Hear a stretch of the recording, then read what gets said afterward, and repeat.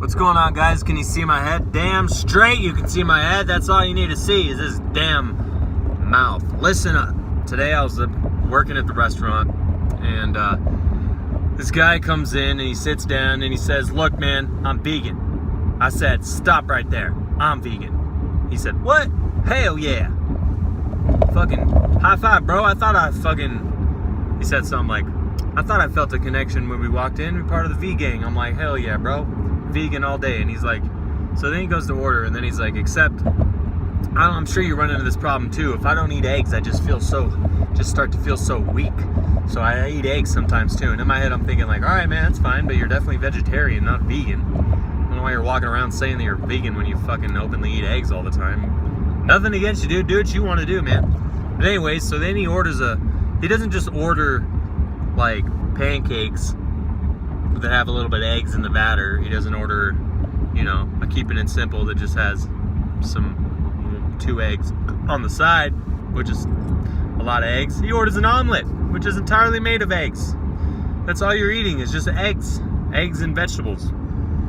So nonetheless, I digress. My point with that is, I remember kind of in the beginning when I transitioned, and what you gotta understand about me is when I transitioned over, sorry, I'm like yawning. When I transitioned over, it wasn't like black and white, I'm gonna go vegan. It was just kind of like, eventually that's where I found myself, right? So I remember when I was trying out the plant-based lifestyle for a little while, I felt at points that I needed to eat like animal products again. An example, eggs. And I remember that being just basically a psychological game that my body was playing on itself. You change your diet, you start to feel a little bit different about the way that you're digesting your foods, about the way that you're basically operating as a human being. You're a lot healthier. You start to operate at a lot healthier rate. Your energy is a lot more efficient with the way that it's basically burned off.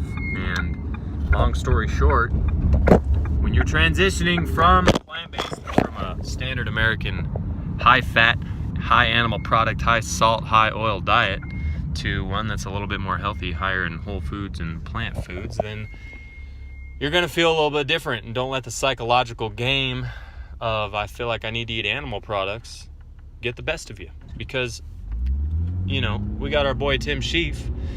If you don't know, he's an amazing athlete. He's a parkour, free running, just kind of a cardiovascular athletic type of dude. He's amazing, but he's been a vegan for a while now, and he just made a video talking about how he had to go back and eat some salmon and some eggs to make him feel a lot better. And it's like, you guys, it's a psychological game, okay? What you need to understand is that all vitamins and minerals and nutrients come from plants. They don't come from animals. Any animal tissue that has those nutrients had to eat the plant or eat an animal that ate the plant. There's no animal that doesn't, somewhere along the line, if you keep going down the chain of the nutrients that started whatever it started, it's always come from the plants, if that makes sense.